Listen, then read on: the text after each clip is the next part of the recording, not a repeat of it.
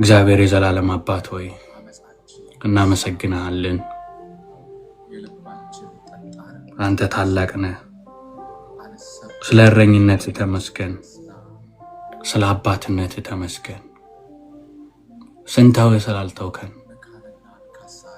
ሳንፈልግ ስለፈለግከን፣ በምንሄድበት መንገድ ሁሉ ስለመራህን፣ ደግሞ ስለጋረድከን፣ ምሕረትና ቸርነት ስላልተለዩን ጌታ ሆይ እናመሰግናለን። አባት ሆይ በጌታ በኢየሱስ ስም የሁላችን የውስጥ ሰላም ይመለስ። አባት ሆይ ፍጹም ሰላም ይሰማን፣ እረፍት ይሰማን። በጌታ በኢየሱስ ስም አባት ሆይ ለምንሃለን። አይምሮአችንን ሁለንተናችንን ተቆጣጠር፣ አንደበታችንን ተቆጣጠር። ጌታ ሆይ ካንተ የሚደበቅ አንድም ኃጢአት የለምና ይቅር በለን። አባት ሆይ ምሕረት ይብዛልን፣ ይግነንልን። ክብር ሁሉ ላንተ ይሁን። ያለችንም እቺን ጥቂት ጊዜ ላንተ ሰጠን፣ በኢየሱስ ስም አሜን። ሁለተኛ ሳሙኤል ምዕራፍ 1 ጀምሮ እናንበው። እንዲህ ይላል። ነገሥታት ለጦርነት በሚወጡበት በጸደይ ወራት ዳዊት ኢዮአብን ከንጉሥ ሰዎችና ከመላው የእስራኤል ሰራዊት ጋር አዘመተው። እነርሱም አሞናውያንን አጠፉ፣ ረባት የተባለችውን ከተማ ከበቡ። በዚያን ጊዜ ግን ዳዊት በኢየሩሳሌም ቀርቶ ነበር ይላል። አንድ ቀን ማታ ዳዊት ከአልጋው ተነስቶ በቤተ መንግሥት ሰገነት ወዲያና ወዲህ ይመላለስ ነበር። ከሰገነቱ ላይ እንዳለም አንዲት ሴት ገላዋን ስትታጠብ አየ። ሴቲቱም እጅግ በጣም ውብ ነበረች። ዳዊትም ሰው ልኮ ስለ ሴቲቱ አጠያየቀ። ሰውየውም ይህች የኤልያብ ልጅ የቄጤያዊው የኦርዮን ሚስት ቤርሳቤ አይደለችምን አለ። ከዚያም ዳዊት መልእክተኛ ልኮ አስመጣት። እርሱ ወዳለችበት ገባች፣ አብሯትም ተኛ። በዚያን ጊዜ ወርያዊ የመንጻት ጊዜዋ ፈጽሞ ነበር። ከዚያም ተመልሳ ወደ ቤቷ ሄደች። ሴቲቱም ጸነሰች፣ ለዳዊትም አርግዣለሁ ብላ ላከችለት ይላል። የመጀመሪያው ቨርስ ይሄ ያነበብኩላችሁ አምስቱ የምናውቀው ታሪክ ነው አይደል? በጣም የሚገርመው ነገር ገና ሲጀምር ነገሥታት ለጦርነት በሚወጡበት በጸደይ ወራት ይላል። ዳዊት ግን ምን አለ ይላል? በዚያን ጊዜ ግን ዳዊት በኢየሩሳሌም ቀርቶ ነበር ይላል። ዳዊት ንጉሥ ነው፣ ነገሥታት ሁሉ ወጥተው ነበረ። ዳዊት ግን ወደዛ ስፍራ አልሄድም። ንጉሥ ነው፣ መሄድ ነበረበት። መሄድ ነበረበት። ነገር ግን ቀረና መገኘት ያለበት ቦታ ላይ ስላልተገኘ የተፈጸመውን ነገር ታያላችሁ እዚህ ጋር። ከዚህ ሴት ጋር ወደቀ ዳዊት አይደል? ከዛ እሷም ጸነሰች ይለናል መጽሐፉ ሲናገር። እዚህ ጋር መጀመሪያ ፖይንት አድርጌ ማለፍ የምፈልገው ነገር ዳዊት መገኘት የነበረበት ቦታ ነበር፣ አልተገኘም። ከዛ ግን በዛ ምክንያት ምን ሆነ? ወደቀ። ለሌላ ነገር እድል ሆነ። ምንድነው ከዚህ በጣም ያስተዋልኩት ነገር? በህይወታችን መገኘት ያሉብን ቦታዎች እግዚአብሔር የሰጠን ፐርፐዝ አለ። እንደ አገልጋይም ኖርማል ሁላችንም የመንግስቱ ካህናት ነን፣ ሁላችንም አገልጋዮች ነን። ነገር ግን ዳዊት እንደምታዩት ንጉሥ ሆኖ ሳለ ከነሱ ጋር መውጣት፣ ከእስራኤል ህዝብ ጋር አብሮ መዋጋት እያለበት አልወጣም ነበር። ዛሬ እኛ ደግሞ አይደል እግዚአብሔር የሚፈልገን ቦታ አለ። አናውቅም ለማለት ይከብደኛል፣ እናውቃለን አይደል? በቤተ ክርስቲያን ህብረት እንድናረግ ይፈልጋል፣ እንድንገኝ ይፈልጋል። ቤተ ክርስቲያን ውስጥ የሰጠን ጸጋ አለ እንድንሳተፍባቸው የሚፈልገው፣ እርሱን እንድናገለግል፣ አካሉን እንድናንጽበት የሰጠን ጸጋ አለ። ባይዘው እግዚአብሔር ጸጋ ሲሰጠን የኛ አይደለም ማለትም እግዚአብሔር የሰጠን ራሱ አካሉን እንድናንጽበት ነው። በእኛ ስራ የተገኘ አይደለም፣ ደግሞ እኛም በራሳችን ያገኘነው አይደለም። ስለዚህ ምንድነው እግዚአብሔር የሰጠን አካሉ እንድናነጽ ነው። የመጀመሪያ ማየት ያለብን መገኘት ያለብን ቦታ ካልተገኘን ለምን አይነት ጥፋት እንደሚዳርገን አስቡት። እቺ መገኘት ያለበት ቦታ እያለ ባለመገኘቱ ምክንያት ያመጣበት ችግር ቀላል አይደለም። በደንብ እናያለን። ያመጣበት ችግር ቀላል አይደለም። በጣም ከባድ ነው። በጣም ከባድ ነው። የዳዊትን መዝሙር 32 ላይ እናነበዋለን። ፔኑን ታዩታላችሁ። በዚህ ምክንያት የገባበትን ምን አይነት ፔን ውስጥ እንደገባ ታዩታላችሁ። ዝቅ ብዬ ላንብብላችሁ ከቁጥር 14 ጀምሮ ታሪኩን ትንሽ እንድናስታውሰው ብዬ ነው። ሲነጋም ዳዊት ለኢዮአብ ደብዳቤ ጽፎ በኦርዮን እጅ ላከለት።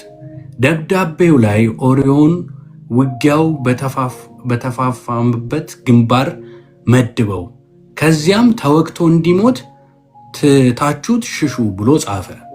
የእሷን ባል ትክክለኛ ባሏ የሆነውን እንግዲህ ኦርዮን በጣም የሚገርም ሰው ነው። ታቦቱ እዛ እየተዋጉኔ በቤት የተመቻችቼ አልቀመጥም ሲል ዳዊት አስክሮት ያላረገው ነገር የለም። ምንፕሌት ሲያደርገው ነበር። ከዛ ግን በመጨረሻ ዳዊት ሲያቅተው ምን አለ? ከውጊያው ግንባር አድርጉና ግደሉት፣ እንዲገደል አድርጉ አለ። ይህን የሚለው ዳዊት ነው። አይገርማችሁም? ዳዊት ማለት እግዚአብሔር እንደ ልቤ ያለው ክርስቶስ በሱ ዘር የመጣው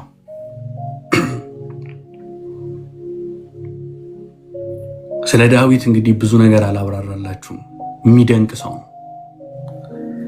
ከዚያ ስለዚህ ኢዮአብ ከተማይቱን በከበበበት ጊዜ እጅግ ጠንካራ ተከላካዮች እንዳሉበት በሚያውቀው ግንባር ኦርዮን መደበ ይላል።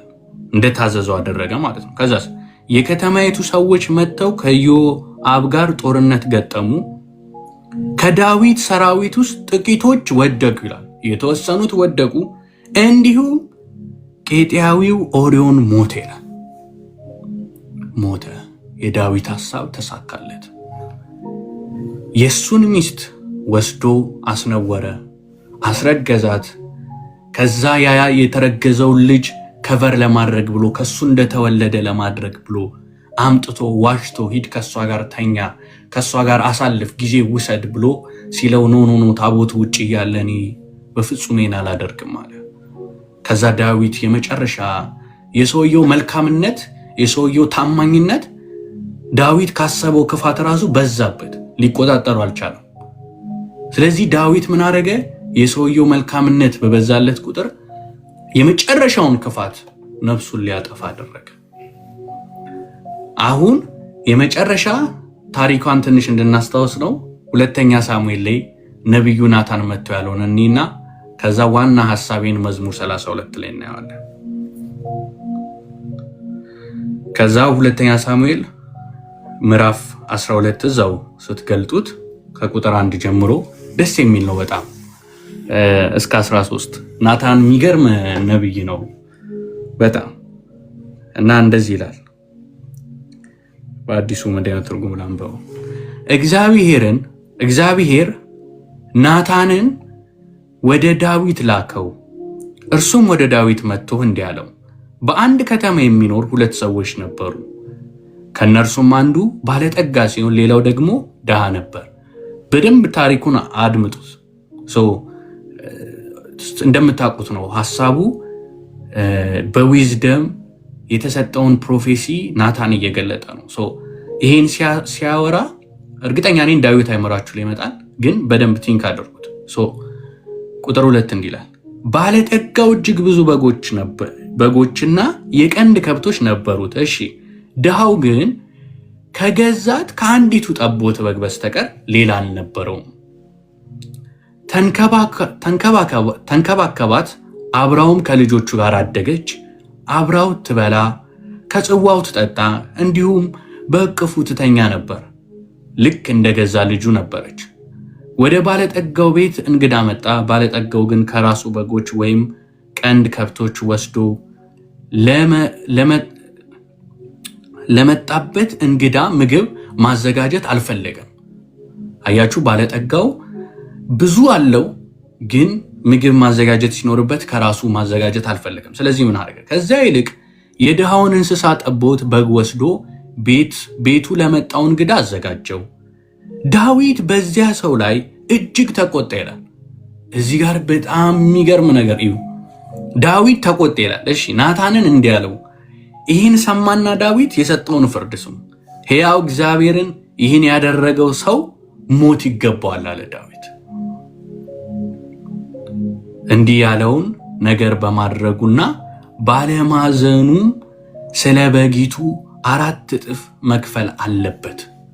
ሞት ይገባዋል፣ 4 እጥፍ ደግሞ ስለ በጊቱ መክፈል አለበታል። ከባድ ፍርድ ነው። ከዚያ በዛው ቅስፈት እኮ ነው ዳዊት ይህን በተናገረበት ቅስፈት የእግዚአብሔር ሰው ነቢዩ ናታን እንዲህ አለ። ዳዊት እንዲህ ያለው አለ። ከዚያም ናታን ዳዊትን እንዲህ አለው። ምን አለው? ያ ሰው አንተ ነህ። የእስራኤል አምላክ እግዚአብሔር የሚለው ይህ ነው፣ በእስራኤል ላይ ንጉሥ ትሆን ዘንድ ቀባሁ። በእስራኤል ላይ ንጉሥ ትሆን ዘንድ እግዚአብሔር ያደረገለትን መልካም ነገር እየነገረው ቀባው። ከሳኦል እጅ ታደግኩ፣ ከሚያስጨንቀ ሊገል ከሚያሯሩጥ ዘመንን ሁሉ ካሳደደ ነፃ ወጣሁ። ቀባሁ ንጉሥ ትሆን ዘንድ ከእረኝነት አንስቼ። እሺ የጌታህን ቤት ሰጠው፣ የጌታህን ሚስቶች በብብት አስታቀፍኩል። የእስራኤልና የይሁዳን ቤት ሰጠሁ። ይህ ሁሉ አንሶ ቢሆን ኖሮ ከዚያ ላይ ጨምሬ በሰጠሁ ነበር። ታዲያ በፊቱ ክፉ ነገር አይገርምም? ግን ይሄ እንኳን አንሶ ቢሆን ኖሮ ብትጠይቀኝ በሰጠሁ ነበረ። እንደው አንሷል ብትለኝ እሰጥ ነበር እኮ። ለምን እንዲያደረግ? ከዛስ ታዲያ በፊቱ ክፉ ነገር በማድረግ የእግዚአብሔርን ቃል ያቃለልከው ስለምንድን ነው አለው። ኬጢያውም ኦርዮን በሰይፍ መታ፣ ሚስት እንድትሆን ሚስቱን ወሰድክ፣ እርሱን በአሞናውያን ሰይፍ ገደሏቸው አይልም፣ ገደልከው ነው የሚለው። ከዛስ ስለዚህ ሰይፍ ለዘላለም ከቤት አይርቅም፣ እኔ አቃለኸኛልና ሚስት እንድትሆን የኬጢያውን ኦርዮን ሚስት ወስደሃታል። እግዚአብሔር እንዲህ አለ፣ እነሆ ከራስ ቤት ክፉ ነገር አስነሳለሁ፣ ዓይንህ እያየ ሚስቶችህን ወስጄ ላንተ ቅርብ ለሆነ ሰው ለአንዱ እሰጣለሁ። እርሱም በቀን ብርሃን ከሚስቶች ጋር ይተኛል። አንተ ይህን በስውር አደረግከው፣ እኔ ግን ይህን ነገር በቀን ብርሃን በእስራኤል ሁሉ ፊት እገልጥሃለሁ። ከዚያም ዳዊት ለናታን እግዚአብሔርን በጣም በድያለሁ አለው። አያችሁት? በዚሁ ቅስፈት እሱ እንደበደለ ሲገባው በዛው ቅስፈት እግዚአብሔርን በድያለሁ አለ። ልክ ሲያነቀው ማለት ነው። በጣም ማየት ያለብን የናታንን ዊዝደም ነው። ናታን የሚገርም የእግዚአብሔር ሰው ነው፣ ነብይ ነው። መጥቶ እግዚአብሔርን ተናግሯል ብሎ የንጉሱን ጉዳት የንጉሱን እዛ እስራኤላውያን የሚያከብሩት ሁሉ የሚከበረውን በጣም የተደበቀ ኃጢአቱን ሰምቷል። በጣም ነውር የሆነውን ሚስጥር አግኝቷል። መጥቶ ግን ዳዊትን እንኳን አላሸማቀቀው፣ በጥበብ ነው ያወራው። እኛ ብንሆን እንዴት ነበረ? የሰራዊት እግዚአብሔር እንዲህ ይላል ምናምን ራሱ ብሎ አልጀመረም። እንዲህ ነበረ፣ አንድ በግ ነበረ፣ ከዛ አንድ ባለጠጋ ነበረ፣ ከዛ ይሄ ተፈጠረ ብሎ ካስረዳው በኋላ ይሄ ሰው ሞት ይገባዋል ብሎ ዳዊት በራሱ ላይ ነው ጀመረ ፍርድ ያመጣው። እግዚአብሔር ዳዊትን ቢገለው ፍርዱ ትክክል ነው። ዳዊት ራሱ ላይ ፈርዷል። እግዚአብሔር እኛ ራሳችን ላይ ከፈረድነው ነገር እንኳን ምህረቱ ይበልጣል። የእግዚአብሔር ምህረት ታላቅ ነው። ራሱ ላይ ዳዊት ሞት ይገባኛል አለ። እግዚአብሔር ግን ማረው። እግዚአብሔር ቸር ነው። አያችሁ? ከዚያም ዳዊት ለናታን እግዚአብሔርን በጣም በድያለሁ አለው። ከዛስ ናታን እንዲህ አለው ይላል። በጣም የገረመኝ ፓርት እግዚአብሔር ኃጢአትን አስወግዷል፣ አንተ አትሞትም አለው። በዛው ቅስፈት ዳዊት በድያለሁ፣ አጥፍቻለሁ፣ ኃጢአትን ሰርቻለሁ ባለበት ቅስፈት ይቅር ተብለሃል አለው።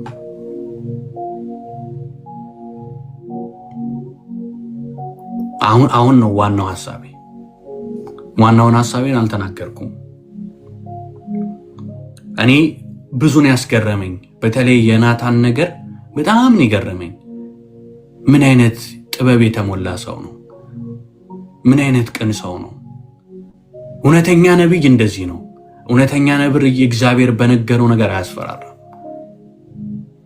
እውነተኛ ነብይ ሰውን ወደ ንስሐ ይመልሳል እንጂ ሰውን አያስደነግጥም፣ አያሳቅቅም፣ ወደ ጭንቀት አይከትም። ሰው ትንቢት ነግሯችሁ ዲፕሬሽን ውስጥ ከገባችሁ፣ ጭንቀት ውስጥ ከገባችሁ፣ ፍርሃት ውስጥ ከገባችሁ ያ ሰው ለእኔ እውነተኛ ነብይ አይደለም። እውነተኛ ነብይ ለእኔ ናታን ነው። ናታን እኮ ዳዊትን አላሸማቀቀውም። ሰምቷል እኮ እውነቱን እኮ አውቋል። ጥሩምባ እየነፋ ዳዊት እንዲያደርገዋል ምናምን ብሎ አልመጣም። ለዳዊት ራሱ እንዴት እንደተጠነቀቀለት እንዴት ደስ ይላል። እኛ ዛሬ ለእህት ወንድሞቻችን እንዲህ ነን ወይ? እኔ ራሴን ሳይ ደነገጥኩኝ ናታንን አይቼ። ሲጀመር እግዚአብሔር ስለሚያቀኝ ምን እንዲህ የሚያመጣው እንጂ ያ እኛ ላይ ይሄ ነገር ቢመጣ እንዴት ነው ሪያክት የምናደርገው? ናታን ነብዩ ናታን ድንቅ ሰው ጌታ እውነት ባርኮታል፣ ይባርከው። ስለዚህ ሰዎችን ኃጢአት ስናይ የሆነ ነገር ስናይ የምናጋልጥበት የምንናገርበት እኛ ያለንበት አካሄድ በጣም ሮንግ ነው፣ ያሳዝናል። እውነተኛ ነብይ ሰውን ወደ ንስሐ ይመልሳል። እውነተኛ ነብይ የት ናቸው ካላችሁ መጽሐፍ ቅዱስ ላይ ገብታችሁ ማየት ነው። በዛ ነው የሚፈተኑት። ዳዊትን ወደ ንስሐ መለሰው፣ ከሞት ወደ ህይወት። ማለትም ራሱ ላይ ሞት ነበር የፈረደው። እኔ ሞት ይገባኛል ብሎ እግዚአብሔር እምርሃለሁ ሲላችሁ አስባችሁታል? ምሬሃለሁ፣ ይቅር ብዬሃለሁ። ግን የዳዊት ልብ ደግሞ በጣም የሚገርም ነው። ሲረዳ ወደ ንስሐ መጣ። ከዛ ዳዊት ያሳለፈውን የጭንቀት ጊዜኒ መዝሙር 32 ላይ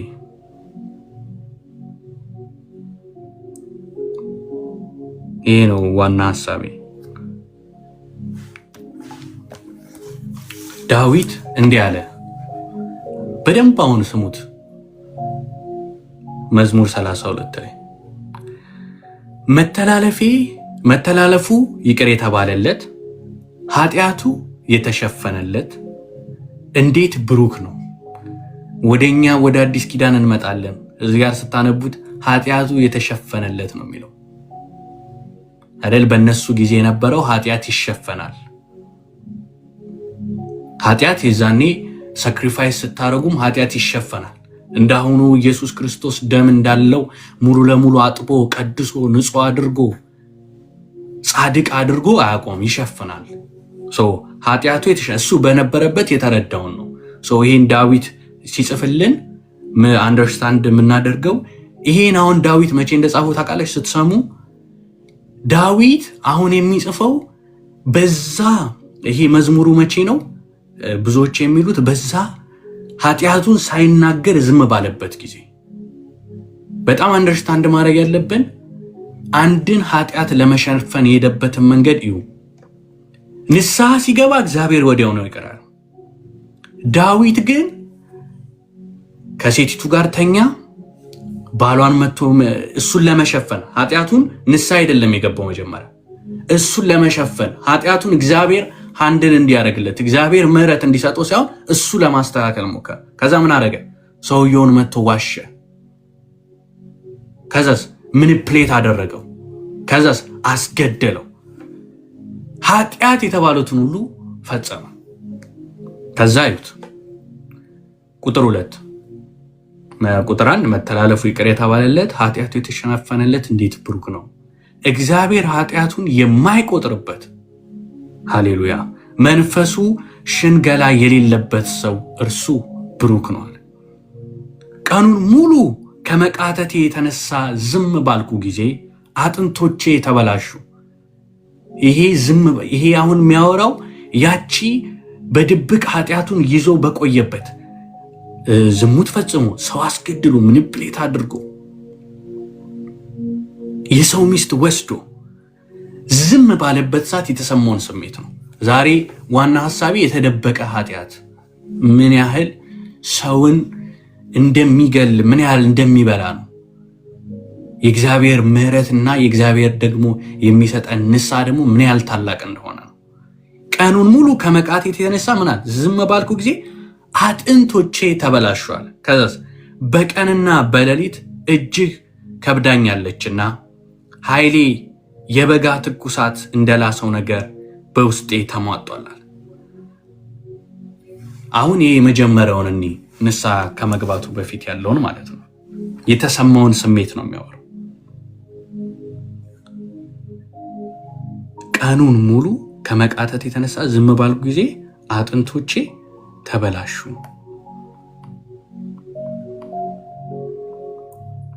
ከስር ጻፉት።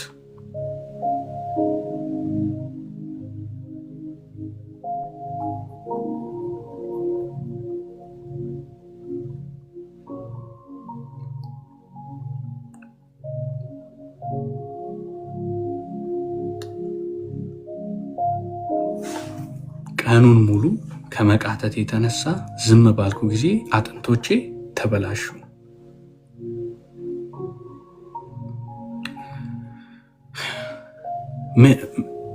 ምን ማለት ነው? አሁን ቀኑ ሙሉ ከመቃተት የተነሳ ዝም ባልኩ ጊዜ ሲል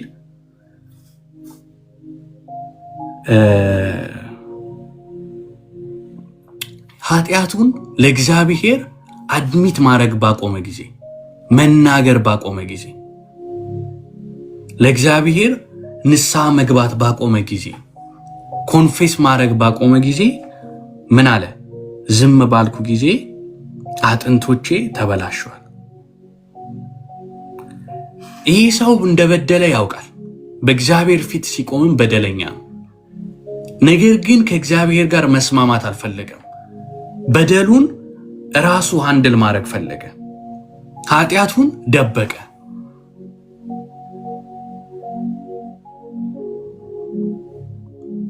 ዝም ሲል እኮ መጀመሪያ ላይ ሰላም ሊሰማ ይችላል። በቃ ማንም አያውቅም።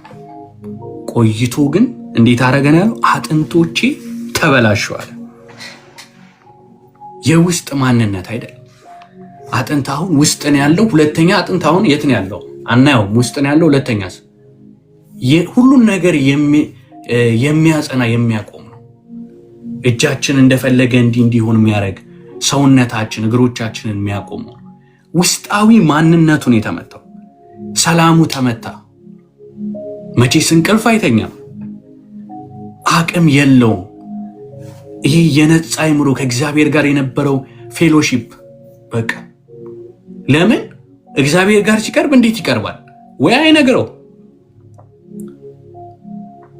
በቃ እንዲሁ ሲናወጥ በጣም የጥልቅ የሆነ አገላለጽ እኮ ነው። አጥንቶቼ ተበላሽዋል። መቆም አቃተኝ፣ መጽናት አቃተኝ፣ አጥንቶቼ ተበላሹ።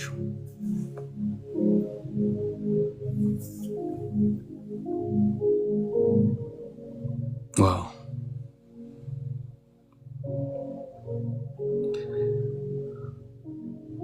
ለምን ከላይ እኮ መንፈሱ ሽንገላ የሌለበት ሰው ምንድን ነው ብሏል? እርሱ ብሩክ ነው አለ። ከእግዚአብሔር ጋር የተስማማ በእግዚአብሔር ፊት በንስሐ የሚመላለስ እግዚአብሔር ፊት መቅረብ የሚችል የበደለውን በድያለሁ የሚል። ስለዚህ ዋና ትኩረቴ ምንድን ነው? የተደበቀ ኃጢአት ከሰራነው ኃጢአት ይልቅ ያማል። በእግዚአብሔር ፊት እንናዘዘው። እግዚአብሔር እኛን ለመማር ምንም ችግር የለበትም። ራሱ ላይ ሞት የፈረደውንም ምሮታል። ፍርዱ ሞት ነው የሚገባኝ የሚለውን ይቅር ብያለሁ።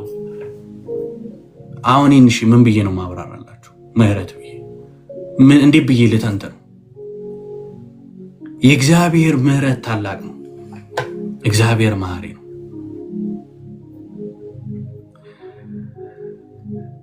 እኛ እኮ በአዲስ ኪዳን እኮ ነው ያለነው። የኢየሱስ ክርስቶስ ደም አለ። መጀመሪያ ዳዊትን በደንብ መናገር ፈልጌያለሁ፣ ወደዛ መምጣት አልፈለኩም። ዳዊት ምን ያህል ዲፕ እንዳመመው ይህን ነገር እኔ ኤክስፒሪየንስ አድርጌ አላቅም ወይ ማለት ያው ሰው አስገድዬ አላቅም፣ ግን ኃጢአት በድዬ ያ ነገር እግዚአብሔር ፊት ሳላቀርበውና ሳቀርበው ልዩነቱ እንዴት ነው የሚለውን እኔ ያላየሁትም ወይ በራሴ አይቼዋለሁ። ዳዊት የሚለውን ነገር በደንብ ነው አንደርስታንድ ማድረገው። ህመሙ ከባድ ነው ዳዊት። አሁን እኮ ቢያንስ አሁን መንፈስ ቅዱስ በውስጣችን አለ። እኛ አንፈልግም እያለን እንኳን ሚይዛል፣ እንዲህ እንዳንወድቅ እንዳንሰበር ደግፎ የሚይዛል በውስጣችን ስላለ ማለት ነው። ዳዊትንም ያጸናው እግዚአብሔር ነው። ነገር ግን የቃላት የመጨረሻ ከባዱን ነገር ሊጠቀም የሚችለውን ይጠቀማል። ማን ነው አሁን መጥቶ በጣም አዝኖ አጥንቶቼ ተበላሹ ምናምን ብሎ የሚያወራ ሰው አታውቁም? በጣም አዝኛለሁ ቢልህ ነው፣ ግን መግለጽ ፈለገ። ኃጢአቱን በመደበቁ ምክንያት እግዚአብሔር ፊት ንስሐ ባለመግባቱ ምክንያት እንዴት እንዳመመው፣ ንስሐ ሲገባ ምን አይነት ነፃነት እንደተሰማው እናያለን እኮ። እኛ ደግሞ በዚህ በአዲስ ኪዳን ምን አይነት የሚገርም ነገር እግዚአብሔር እንደሰጠን እናያለን። እና ቀኑን ሙሉ አይደል ከመቃተት የተነሳ አጥንቶቼ ተበላሽዋል። ሰላም የለውም፣ ነፃነት የለውም። የሚገርማችሁ ዳዊት ማለት ነው። አሁን ይህን ስትሰሙ እኔ አገልጋይ ነኝ፣ እኔ ፓስተር ነኝ፣ ይገርምሃል፣ እኔ ነብይ ነኝ፣ እኔ አገልግሎቴ 20 ዓመት ነው ምናምን። ዳዊትም ንጉስ ነው። ዳዊትም ንጉስ ነው። ንጉስ ሆኖ በእግዚአብሔር ፊት ያን ነገር ንስሐ ስላልገባ ውስጡን ይመቀምቀዋል፣ አጥንቶቹን ያደቃል። ፓስተር ልንሆን እንችላለን፣ አገልጋይ ልንሆን እንችላለን፣ እንደኔ እንደዚህ የሚጮህ ልንሆን እንችላለን። ነገር ግን በእግዚአብሔር ፊት ካልተናገርን ንጉስ ሆነን ማን ሆነን ህመም ነው። የተደበቀውን ኃጢአታችንን በእግዚአብሔር ፊት እንግለጥ። ሁሌ እንናዘዝ፣ ከመናዘዝ አንድከም።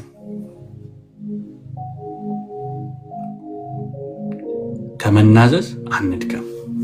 እሱ ይቅር ማለት ካልደከመው ለምን ይደክመናል? ይቅር ማለት ይቅር በለን ማለት እግዚአብሔር ጋር ጸድቀን እንዴት ነው ምን ሄደው አሪፍ ሆነን ተሻሽለን ሊያጸድቀን ሊያሻሽለን መልካም ሊያረገን የመጣ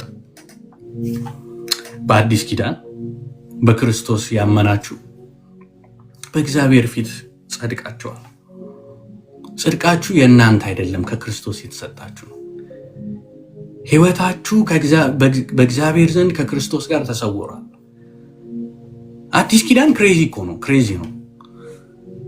ይሄ ጌታ የሰጠን ነገር ድንቅ ነው። ንስሐ የምንገባበት ራሱ መንገድ እና ልናገለግል እንችላለን፣ ልንሰብክ እንችላለን። ነገር ግን ትልቅ ከዳዊት መማር ያለብን ጥበብ ኃጢአታችንን ብንናዘዝ መልካም ነው። ይቺን በደንብ አዳምጡ። ከሰራ ነው ኃጢአት ይልቅ ዳዊት ሰው ገሏል፣ ዝሙት ፈጽሟል፣ ሰውን ሸውዷል፣ ዋሽቷል። እነዚህን ሁሉ አድርጎ ከሰራው ኃጢአት ይልቅ የደበቀው ኃጢአት ጎዳው። ማለትም ከሰራው ኃጢአት ይልቅ ኃጢአቱን መደበቁ ጎዳው። የእግዚአብሔር ምሕረት ሁሌ አለ ወደ እግሮቹ ስር ለሚመጡ። ራሱ እኮ አለ አንተ የተሰበረውን ልብ የተዋረደውን መንፈስ አትንቅም አለ። ገባው። ለምን? ጌታን በድያለሁ ሲል ናታን ወዲያውኑ ምን አለው? ይቅር ተብለሃል አለው። ወር ወሰደ፣ ሳምንት ወሰደ፣ ምንም አልወሰደበትም። እዛው ነው ምህረትን የሰጠው። እዛው ነው እግዚአብሔር ምህረቱን የሰጠው። በቀንና በሌሊት እጅ ከብዶኛል። የእግዚአብሔር እጅ አሁን ይሄ እጅ ከብዶኛል ያለው የእግዚአብሔር እጅ ነው። ምን የሚል እጅ ነው ካላችሁ ይሄ የፍቅር እጅ ነው። ተመለስ የሚል እጅ ነው። ያለበት ልክ አይደለም። የእግዚአብሔር እጅ ካልከበደን የዛኔ ነው እንደውም ልንደነግጥ የሚገባል። ዳዊትን የመለሰው እግዚአብሔር ነው። እጅ ከብዶኛል አለ። እጅ ከብዶኛልና ኃይሌም የበጋ ትኩሳት እንደላሰው ነገር ከውስጤ ተማጧል አለ። የእግዚአብሔር እጅን የመለሰው ዳዊት አይደለም የተመለሰው በራሱ የእግዚአብሔር እጅ ከብዶኛል ሲል የሚያስፈራራ፣ የሚያስደነግጥ፣ የሚያርቅ፣ የሚጥል፣ የሚገፋ እንደ ሰው የሆነ ጀጅ የሚያደርግ አይደለም። ሰውን የሚያጸድቀው እግዚአብሔር፣ የሚፈርድ እግዚአብሔር። እንደዛም ሆኖ ግን ሰዎች እኮ እነሱ አያጸድቁን ወይ ፍርድ ውስጥ የሉ፣ ይጫኑናል፣ ይገሉናል፣ ያደሙናል። ጌታስ ግን ሀይቺ እጁ ክንዱ ግን ዳዊትን ምን አደረገው? ወደ እርሱ መለሰው፣ ወደ ራሱ መለሰው። የእግዚአብሔርን እጅ ቀኑን ምንድነው የሚለው? በቀንና በሌሊት እጅ ከብዳኛለች። እግዚአብሔር ዳዊትን ተመለስ ከማለት አቁሟል ወይ? አላቆመም።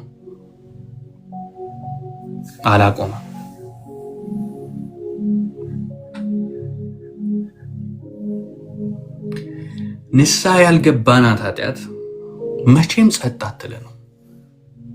መንፈስ ቅዱስን ተቀብለን መንፈስ ቅዱስ እኮ ስለ ጽድቅ፣ ስለ ኃጢአት፣ ስለ ፍርድ ይወቅሳል፣ ይኮንናል አይልም፣ ይወቅሳል፣ ተመለስ ይላል።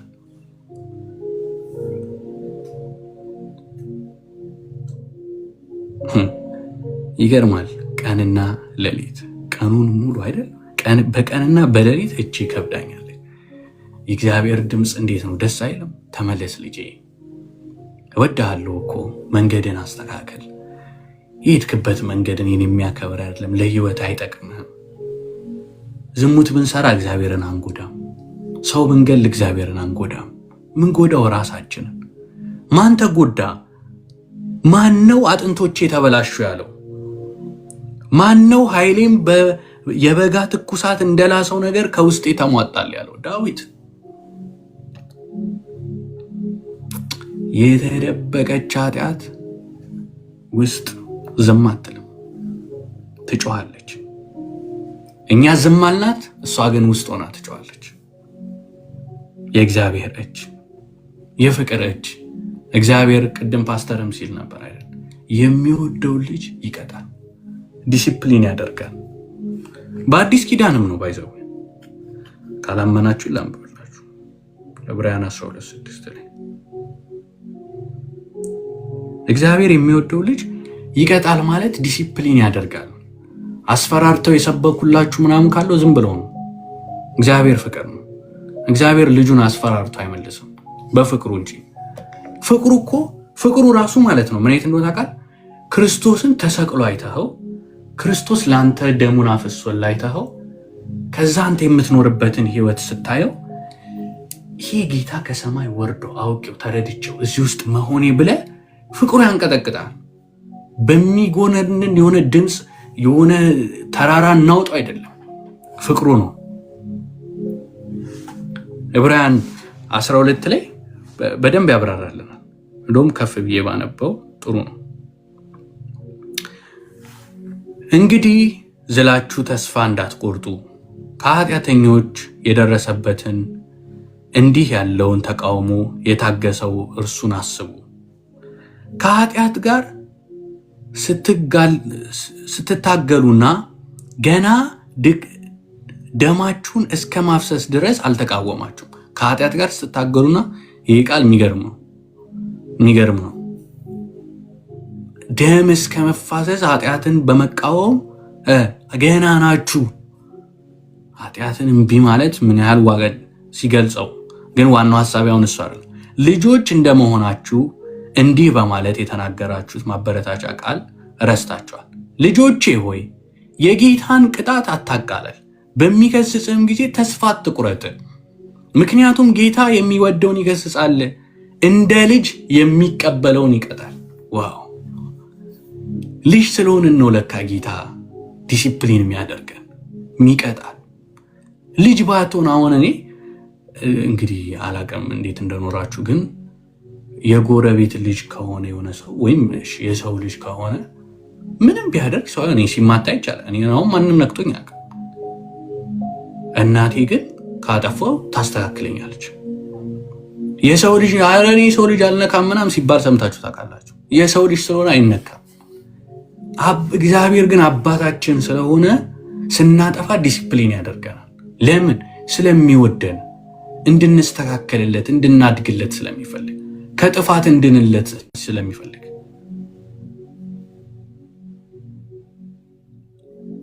እግዚአብሔር በጣም እኮ ነው የሚወደን። ክርስቶስን በወደደበት ፍቅር እኮ ነው አይደል? ዮሐንስ ላይ አለ። ከዛስ እግዚአብሔር እንደ ልጆቹ ይዟቸዋልና የተግሣጽ ምክር ታገሱ። ለመሆኑ አባቱ የማይቀጣው ልጅ ማን ነው ይላል የዕብራውያን ጸሐፊ። ልጆች ሁሉ በሚቀጡበት ቅጣት ተካፋዮች ካልሆኑ ዲቃላዎች እንጂ ልጆች አይደሉም። አያችሁ፣ ዲሲፕሊን ካላደረጋችሁ በቃ ልጆች አይደላችሁ ማለት ነው። የዓለም ልጆችን አይቷቸዋል። እንደፈለጉም ይሆኑ ኃጢአት ሰርተው ምንም አይመስሏቸውም። ጠጥተው ሰክረው በምንም አይነት ሁኔታ መስለው ምንም አይመስላቸውም። እኛ ግን ልጅ ስለሆነ ይወቅሰናል። የእግዚአብሔር እጅ ከብዳኛለች። ከዚያም በላይ እኛ ሁላችን የሚቀጡን ምድራዊ አባቶቻችን ነበሩ፣ እናከብራቸው ነበር። ታዲያ ለመናፍስት አባት እንዴት አብልጠን በመገዛት ሕይወት አንኖርም?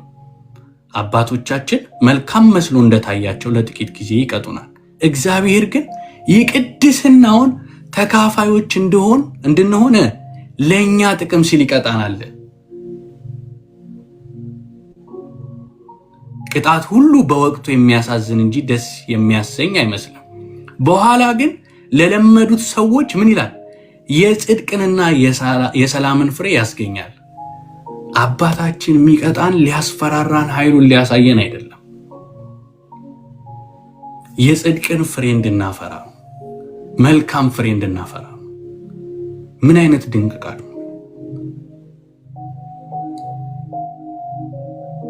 ለዛ ነው እጅ ከብዳኛለች ሲል እግዚአብሔር እየጨቆነው እንዳይመስላችሁ። ቀንና ሌሊት ና ልጄ የሚል እጅ ነው። የት ነህ ልጄ የሚል ድምፅ ነው፣ እጅ ነው። ይህ እጅ ዳዊትን ከአንበሶች እጅ አስመልጧል፣ ከአንበሶች መንጋጋ አስመልጧል። ይህ እጅ ዳዊትን ቀብቶታል። ቅድም እንዳነበብነው ደግሞ ከሳኦል እጅ ነፃ አውጥቶታል፣ እድሜ ልኩን ካሰቃየ። ዛሬ ከኃጢአታችን ከበደላችን ከምንሰቃይበት ሙታን ከነበርንበት ህይወት ነፃ ያወጣን ጌታ ዛሬም እጁ ቢከብድ የፍቅር ነው። ያ እጅ አይቀየርም። የእግዚአብሔር እጅ የፍቅር እጅ ነው፣ የሚመልስ እጅ ነው፣ የሚቀባ እጅ፣ ነፃ የሚያወጣ እጅ፣ ልጁን የሚመልስ እጅ ና ነው ያለው። የእግዚአብሔር እጅ የሚገፋ እጅ የለውም። እግዚአብሔር ወደ እርሱ የሚያስጠጋ እንጂ። እግዚአብሔር የሚወደውን ይቀጣል፣ ዲሲፕሊን ያደርጋል አይደል? ከዛ አቅሜ እኮ ተሟጠጠ ይላል እኮ አይደል? አቅሜ የለም በበጋ እንዳለ። ይህን ሲገልጠው አንደርስታንድ የምታደርጉት አይደል? በጋ ላይ ፀሐይ ነው ያለው። የተደበቀ ኃጢአት ምንድነው የሚያደርገን ሲባል ልክ ዛፍ በጋ ላይ ውሃ ካላጠጣችሁት እኮ ይደርቃል። ለምን? ያለውን ሁሉ ፀሐዩ ስለሚመጣው። የተደበቀ በእግዚአብሔር ፊት ኮንፌስ ያላደረግነው ኃጢአት ልክ እንደዚህ ነው ውስጣችንን ምጥጥ የሚያደርግ። ሰው አስቀይመን በድለን እንደ ዳዊት ሂፖክራት ሆነን ግብዝ ሆነን አይታችኋል። እሱን ማኒፕሌት ሲያደርግ ሰዎችን ማኒፕሌት አድርገን ከሆነ ዋሽተን ከሆነ ሲዋሽ ዳዊት ዝሙት ፈጽሟል፣ ሰው ገሏል። የተደበቀ ኃጢአት ዳዊትን እንደዛ አሰኘው። ናይሻ ስለመጣ አንድ ነገር ብቻ ልበላችሁና ከዛ እኔ እንደው ሞር ኤክስፒሪየንስ እንድናወራም ነው ሐሳቤና ከዛ ምን ይላል ቁጥር 5 ጀምሮ ኃጢአቴን ላንተ አስታወቅኩ፣ በደኔን አልሸሸኩም፣ ደግሞ መተላለፌን ለእግዚአብሔር እናዘዛለሁ አልኩ፣ አንተም የኃጢአቴን በደሌን ይቅር አልክ። አያችሁ ኃጢአቱን ለሱ ሲያስታውቅ በደሉን መሸሸክ ሲያቆም መተላለፉን ሲናዘዝ አያችሁ ኮንፌስ ሲያደርግ ምን ሲያደርግ ሲናዘዝ አንተም የኃጢአቴን በደል ይቅር አልክ። ስለዚህ ጻድቅ ሁሉ በጭንቅ ጊዜ ወደ አንተ ይጸልያል። ኃይለኛ ጎርፍ አካባቢውን ቢያጥለቀልቅ እርሱ አጠገብ አይደርስም። አንተ መሸሸጊያዬ ነህ፣ ከመከራ ትጠብቀኛለህ፣ በድል ዝማሬም ትከበኛለህ። ሃሌሉያ። ሕይወት የነገስታት ንጉስ የጌቶች ጌታ የዳዊት እኮ እንዲህ ያለው ማለት ነው። ኃጢአቱ ተሸፍኖለት እኮ ነው፣ ተሰርዮለት አይደለም። ኩነኔው ሁሉ ተነስቶለት አይደለም። እሱ ገና ጌታን ተስፋ እያደረገ ነው አይደል? እኛ ደግሞ የመጣውን ጌታ አምነን ተቀብለን ነው። እሱ ወደፊት እኛ ወደ ኋላ ነው። የሞተልን ጌታ አለ ብለን አንደኛ ዮሐንስን ልበላችሁና ልጨርስ። እንዲህ ይላል ዋናው ፖይንት፣ ነገር ግን እርሱ በብርሃን እንዳለ እኛም በብርሃን ብንመላለስ እርስ በርሳችን ህብረት አለን። እግዚአብሔር ምንድነው አለ? እርሱ በብርሃን እንዳለ። እግዚአብሔር ራሱ ብርሃን ነው፣ የብርሃን ምንጭ ነው። እዚህ ጋር ብርሃን የሚለው ቃል የእግዚአብሔር ቃል ማለት ነው። እንደ ቃሉ ብንመላለስ እሺ እርስ በርሳችን ህብረት አለን፣ የልጁም የኢየሱስ ክርስቶስ ደም ከኃጢአት ሁሉ ያነጻል። መተላለፉ የተሸፈነለት ነው ያለው። የኛ ይነጻል፣ ነጽቷል። ከዛስ ኃጢአት የለብንም ብንል ራሳችን እናስታለን፣ እውነትም በእኛ ውስጥ የለም። ኃጢአትን ብንናዘዝ ኃጢአትን ይቅር ሊለን ከአመፃ ሁሉ ሊያነጻን እርሱ ታማኝና ጻድቅ ነው። ኃጢአት አልሰራንም ብንል እርሱን ሐሰተኛ እናደርገዋለን፣ ቃሉም በእኛ ውስጥ የለው። ልጆች ሆይ ይህን የምጽፍላችሁ ኃጢአትን እንዳትሰሩ ነው። ነገር ግን ማንም ኃጢአትን ቢሰራ በአብ ዘንድ ጠበቃ አለን፣ እርሱ ጻድቅ ኢየሱስ ክርስቶስ ነው። እርሱም የኃጢአታችን ምንድን ነው? ማስተሰረያ ነው። ይኸውም ለዓለም ኃጢአት እንጂ ለእኛ ብቻ አይደለም። ሃሌሉያ። እኛ በዚህ ድንቅ ዘመን ላይ ያለ ነው። ይኸውላችሁ ዳዊት ተናዘዝኩ አለ አይደል? ስናዘዝ ይቅር አልከኛል። እዚህ ጋር ምን አለ? ኃጢአታችንን ብንናዘዝ ነው ያለው ዮሐንስ። ካልተናዘዝን ያ የዳዊት ዕጣ ያማቅቀናል። የኢየሱስ ክርስቶስ ደም ከኃጢአት ሁሉ ያነጻል። የኢየሱስ ክርስቶስ ደም ዛሬም ትኩስ ነው። የጌታ ደም ድንቅ እኮ ነው። ንጹህ መስዋዕት፣ የሚያጥብ የሚያነጻ፣ በቃላት የማይገለጥ ከእግዚአብሔር ቁጣ እንኳን ያመለጥንበት እኮ ሮሜ ላይ ጳውሎስ ይጽፍልን በኢየሱስ ደም እኮ። በእስራኤላውያን ዘመን የዛኔ ግብፅ ላይ መጥቶ ደሙን ቀብተው ሲያልፉ እኮ ማለት ነው ከማን የተጠበቁት? ከሰይጣን ነው እንዴ?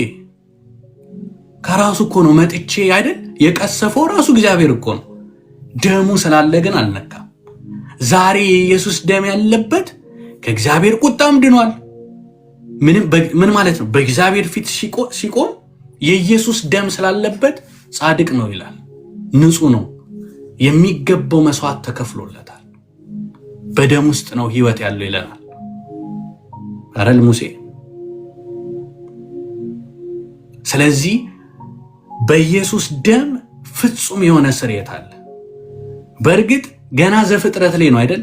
ኢየሱስ ምን አረጉ መሰላችሁ? አዳምና ሔዋን ዳዊት ያደረገውን ሞክረዋል። በቅጠል ኃጢአታቸውን ሊሸፍኑ ሞከሩ። በራስ ኃጢአት አይሸፈንም፣ በራስ አቅም አይቻልም። ኃጢአትን የሚያጥብ የሚሰሪ እግዚአብሔር አምላክ ብቻ። ምህረት የሚሰጥም እርሱ ብቻ ነው። የራስ ጽድቅ አይሰራም። ሊሸፍኑ ሲሞክሩ አይደል ራሱ አዘጋጀና እንስሳት ሰውቶ ቁርበት አያችሁ ደም የመጀመሪያው መስዋዕት ኢየሱስ እንደሚመጣልን እዛ ጋርም እየተነገረ ነው። አለበሳቸው፣ ሸፈነላቸው። የአዳምና የሔዋን ቅጠል አልሸፈነም ኃጢአታቸው። እግዚአብሔር ግን ቁርበት አለበሳቸው። በኢየሱስ ክርስቶስ ደም ያለን ነፃነት ታላቅ ነው። የአእምሮ ነፃነት። እኔ ትላንት በድዬ ሊሆን ይችላል ትዝ አይለኝም እግዚአብሔር ፊት ካቀረብኩት። የኢየሱስ ደም የሚለየው ይሄ ነው። አእምሮን ሁሉ ያጥባል። እስኪ ኃጢአቶቼን ላስብ ብል እንኳን አይመጡልኝም። ለመሰላችሁ እግዚአብሔር ፊት ሳቀርበው በኢየሱስ ክርስቶስ ደም ሲታጠብ እግዚአብሔር ኃጢአቴን እንደረሳው እኔም እረሳዋለሁ። የመኮነን ኃይል አይኖረውም። ለምን? የኢየሱስ ደም ታላቅ ስለሆነ። በክርስቶስ ላሉት ኩነኔ የለባቸውም ይላል ዳዊት። ምህረት ኃጢአቱ ተሸፍኖለት እንደዛው ብሎ አመሰገነ። የኛ መሸፈን አይደለም፣ ተደምስሶልናል። የሚገባውን ቅጣት አግኝቷል፣ ታጥቧል። የኢየሱስን ደም ሳወራ ቃላቶች ቢኖሩኝ ደስ ይለኛል፣ ግን በእግዚአብሔር ፊት የክርስቶስ ደም ጻድቅ ያደርጋል። የእግዚአብሔር ምህረት ታላቅ ነው። እግዚአብሔር መሐሪ መሆኑ ማንነቱ ነው። በዳዊት ዘመንም አሁንም አልተለወጠም። ገፍቶ ገፍቶ ገፍቶ እጁ አይላበት ዳዊት አልመለስም ቢል ሰው ላከበት፣ ነቢይ ላከበት። ና አለው፣ ተመለስ አለው። እግዚአብሔር ይታገሳል። በየትኛውም የኃጢአት ውድቀት ውስጥ ብትሆኑ፣ ስትራግል እያደረጋችሁ ብትሆኑ፣ የእግዚአብሔር ምህረት ታላቅ ነው። የኢየሱስ ደም ዕለት ዕለት ያጥባል አይደል? ፓስተር ይላል ሻወር ገብቼ እንኳን ቆሻሻ ይነጻል እኮ። በቀን በቀን ስንታጠብ ቆሻሻችን ይነጻል። የኢየሱስ ደም ደግሞ ይልቁንስ። ስለዚህ ሁሌ እየታጠብን ከክብር ወደ ክብር እንለወጣለን። ደግሞ የእግዚአብሔር ጸጋ ተገልጧል፣ ኃጢአትና ዓለም የሚኙትን የሚያስክድ። ዳዊት በዘመኑ አልቻለም ነበር። የእግዚአብሔር ቃል ነበረው፣ ሕጉ ነበረው፣ ንጉሥ ነበረ፣ ከእግዚአብሔር ጋር ኅብረት ነበረው፣ አልቻለም። ዛሬ ግን የሚያስችላል። መንፈስ ቅዱስ በውስጣችን አለ፣ ቀድሶናል፣ ማደሪያውን በእኛ አድርጓል። ይህ ዘመን አባቶቻችን የሚመኙት የነበረ ዘመን ነው። በዚህ ዘመንማ ተስፋ አይቆረጥም። ዳዊት እንኳን ተስፋ አልቆረጠም። እኛ ተስፋ አንቆርጥም። ዛሬ ከምንቸገርበት፣ ዛሬ ስትራግል ከምናረግበት እግዚአብሔር ነፃ ያወጣናል። የተደበቀ ኃጢአት ከሰራነው ኃጢአት ይልቅ ይጎዳናል። ኃጢአታችሁን ከመናዘዝ አትድከሙ። እግዚአብሔር በራሱ ጊዜ መፍትሄን ያመጣል። የኢየሱስ ክርስቶስ ደም የእኛን ብቻ ሳይሆን የዓለምን ኃጢአት ሁሉ ያስወግዳል፣ ያነጻል፣ ያጥባል፣ አዲስ ያደርጋል። ዛሬ ቆሜ የምናገረው ወንድሜና የሚናገረው የምታዋቸው ክርስቲያኖች የሚመሰክሩት ከደሙ ኃይል የተነሳ አጥቦ አንጽቶ ስለሚያቆም። እኔ ስለ ራሴ ስናገር ወድቄ ማላቅ ይመስላችኋል? ስንቴ ግን ያጥብና አዲስ ያደርጋል። በቃ የኢየሱስ ደም ምንድን ነው ካላችሁ ይሄው ነው። እግዚአብሔርን በጣም በድላለሁ፣ ያጥብና አዲስ ያደርጋል፣ በሞገስ ያቆማል፣ ኃይልን ይሰጣል። የኢየሱስ ደም ናይን አሳድሯል።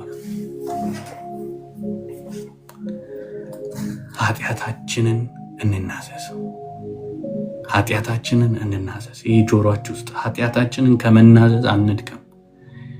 ከሰራነው ኃጢአት ይልቅ የደበቅነው ኃጢአት ያማል፣ ይጎዳናል።